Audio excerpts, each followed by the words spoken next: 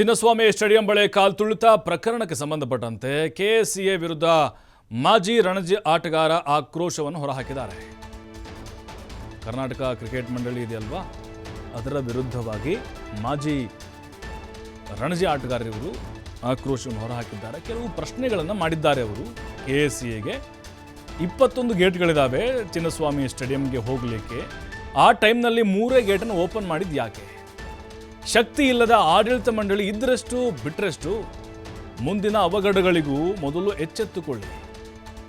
30 ವರ್ಷ ಹಳೆಯದಾದ ಸ್ಟೇಡಿಯಂ ಅನ್ನು ಬದಲಿಸಿ ನಗರದ ಹೊರಭಾಗಕ್ಕೆ ಚಿನ್ನಸ್ವಾಮಿ ಕ್ರೀಡಾಂಗಣವನ್ನು ಸ್ಥಳಾಂತರ ಮಾಡಬೇಕು. ಮುಂದೆ ಸ್ಟ್ಯಾಂಡ್ ಕುಸಿತದಂತಹ ದುರ್ಘಟನೆ ಆಗಬಾರದು.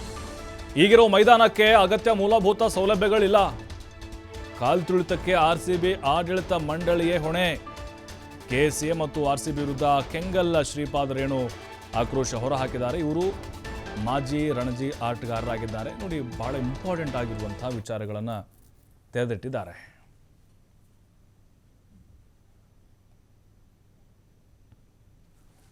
ಇನ್ನು ನಮ್ಮ ಪ್ರತಿನಿಧಿ ರಾಕೇಶ್ ಅವ್ರನ್ನ ಮಾತಾಡಿಸಿದ್ದಾರೆ, ನೋಡೋಣ.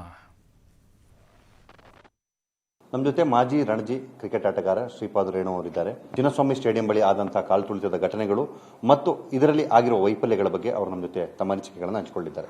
ಸರ್ ನಮಸ್ತೆ.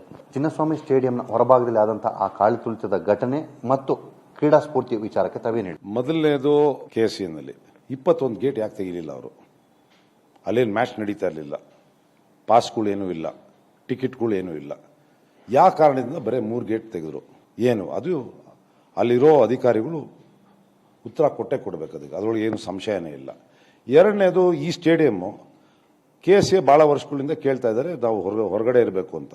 ನನ್ನ ಪ್ರಕಾರ ಗೌರ್ಮೆಂಟ್ ಇವಾಗ ಅದು ಒಳ್ಳೆ ಇದು ಬಂದಿದೆ ಸಮಯ, ಇದನ್ನ ತೆಗೆದು ಹೊರಗಡೆ ಹಾಕಬೇಕು. ಯಾಕಂದರೆ 2 ಕಾರಣದಿಂದ. ಫಸ್ಟ್, ಇಲ್ಲಿ ಮೆಡಿಕಲ್ ಇದಕ್ಕೆ ಸೌಲಭ್ಯಗಳಿಗೆ ಜಾಗ ಇಲ್ಲ.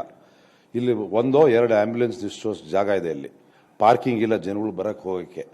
ಆಮೇಲೆ ಇಲ್ಲಿ ಮ್ಯಾಚ್ ನೋಡೋಕೆ ಒಳಗಡೆ ಬರೋಕ್ಕೂ ಕಷ್ಟ, ಹೊರಗಡೆ ಹೋಗೋಕ್ಕೂ ಕಷ್ಟ. ಪಾರ್ಕಿಂಗ್ ಎಲ್ಲೂ ಇಲ್ಲ. ಅದ್ರ ಪಕ್ಕದಲ್ಲಿ ಇಲ್ಲಿ ಹತ್ರ ಯಾವುದೋ ಹಾಸ್ಪಿಟ್ಲ್ ಇಲ್ಲ.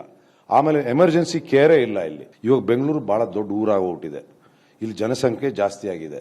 ಇದರೊಳಗೆ ನ್ಯಾಚುರಲಿ ಕ್ರಿಕೆಟ್ ಒಂಥರ ನಮ್ಮ ದೇಶದಲ್ಲಿ ಒಂಥರ ಒಂದು ರಿಲಿಜನ್ ಥರ ಆಗಿದೆ. ಇದನ್ನ ನಾವಿಲ್ಲಿ ಮ್ಯಾಚ್ಗಳು ಆಡಿಸೋದೇ ದೊಡ್ಡ ತಪ್ಪು. ಅಂದರೆ ತಾವು ತಮ್ಮ ಆಟಗಾರನ ಅನುಭವದ ಲೆಕ್ಕಾಚಾರದಲ್ಲಿ ನೋಡೋದಾದ್ರೆ ಈ ಘಟನೆಗೆ ಹೊಣೆ ಯಾರಾಗ್ತಾರೆ? ನನ್ನ ಪ್ರಕಾರ ಇದು RCBನವರು ಇದರೊಳಗೆ ಫಸ್ಟು ಅವ್ರು ಕಂಟ್ರೋಲ್ ಇಟ್ಕೊಳ್ಬೇಕು ಅವ್ರ ಎಂಪ್ಲಾಯೀಸ್ ಮೇಲೆ. ಆಫ್ಟರ್ ಆಲ್ ಅವರೆಲ್ಲ ಎಂಪ್ಲಾಯೀಸ್, ಆಲ್ ಪೇಡ್ ಎಂಪ್ಲಾಯೀಸ್ ಅವರು. ಇದು private team, is not like state team or national team. National team and state team ಅಂದರೆ ಅದೊಂಥರ ಬೇರೆ ಥರ, ಆ ಘನತೆ ಗೌರವನೇ ಬೇರೆದು. ಇದು ಪ್ರೈವೇಟ್ ಟೀಮ್. ಪ್ರೈವೇಟ್ ಟೀಮ್ ಅವರು ನಮ್ಮ ಆಫೀಸ್ ಒಳಗೆ ಇಟ್ಕೊಂಡಿದ್ದೀವಿ, ಒಂದು PA ಇಟ್ಕೊಂಡಿರ್ತೀವಿ, ಒಬ್ಬ ಕ್ಲರ್ಕ್ ಇಟ್ಕೊಂಡಿರ್ತೀವಿ. ಆ ಥರ ಅವರೂ ಅಷ್ಟೇನೆ. ಅವರು ಪ್ಲೇಯರ್ಸ್ ಇರ್ಬೋದು, ಆಟಗಾರರು ಇರ್ಬೋದು, but they are all paid. ಕೋಟ್ಯಾಂತರ ರೂಪಾಯಿ ಕೊಟ್ಟಿದ್ದಾರೆ ಅವರಿಗೆ. ಈಗ ತಾವು ಆಟಗಾರರಾಗಿ ಇದ್ದಂಥವರು, ತಮ್ಮ ಅಭಿಮಾನವನ್ನ ನೋಡಿದಂಥವ್ರು, ಅಭಿಮಾನಿಗಳನ್ನು ಕಂಡಂಥವ್ರು, ಈಗ ಈ ಘಟನೆಯ ಬಳಿಕ ಅಭಿಮಾನ ವರ್ಗಕ್ಕೆ ಅಥವಾ ಅಭಿಮಾನಿಗಳಿಗೆ ತಾವು ಏನು ಹೇಳಕ್ ಬಯಸ್ತೀವಿ? ಅಭಿಮಾನ ಇರಲಿ ಆಟಕ್ಕೆ, ನಾನೇನು ತಪ್ಪೇನಿಲ್ಲ, ಭಾಳ ಸಂತೋಷ. ಮಾತ್ರ ಅದ್ರ ಜೊತೆಲಿ ಇವಾಗ ನಾನು ನೋಡಿದೆ, ಈ ಸೋಷಿಯಲ್ ಮೀಡಿಯಾದಿಂದ ಒಂಥರ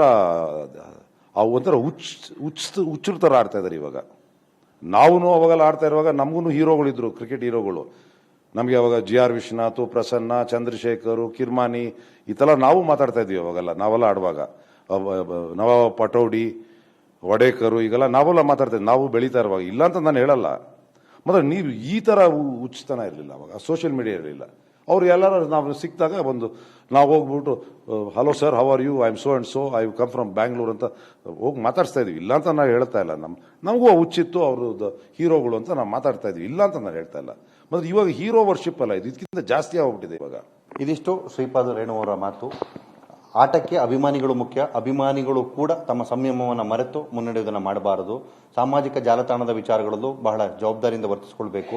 ಈ ರೀತಿಯ ಸನ್ನಿಯ ವಿಚಾರದಲ್ಲಿ ಮಾಡಿಕೊಂಡು ಸಮಸ್ಯೆಯನ್ನು ತಂದುಕೊಳ್ಳಬಾರದು ಅನ್ನೋದು ಒಂದು ಮಾತಾದರೆ, ಮತ್ತೊಂದು ಕಡೆ ಈಗಿರುವಂತಹ ಚಿನ್ನಸ್ವಾಮಿ ಕ್ರೀಡಾಂಗಣ ತನ್ನ 30 ವರ್ಷಗಳ ಅವಧಿಯನ್ನು ಮುಗಿಸ್ತಾ ಇದೆ. ಹಾಗಾಗಿ ಸನ್ನಿವೇಶಕ್ಕೆ ತಕ್ಕಂತೆ ಬದಲಾವಣೆಯನ್ನು ಮಾಡಬೇಕಾದ ಅನಿವಾರ್ಯತೆಯೂ ಕೂಡ ಇದೆ. ಈ ಕ್ರೀಡಾಂಗಣವನ್ನು ಆದಷ್ಟು ಬೇಗ ನಗರದ ಹೊರವಲಯಕ್ಕೆ ತೆಗೆದುಕೊಂಡು ಹೋಗಿ ಸುಸಜ್ಜಿತವಾದಂತಹ ಹೊಸ ಮಾದರಿಯಲ್ಲಿ ರೂಪಿಸಬೇಕು ಅನ್ನುವಂಥ ಒತ್ತಾಯವನ್ನು ಕೂಡ ಮಾಡ್ತಿದ್ದಾರೆ. ಕ್ಯಾಮರಾಮನ್ ವಿಜಯ್ ಜೊತೆ ರಾಕೇಶ್, TV5 ಬೆಂಗಳೂರು.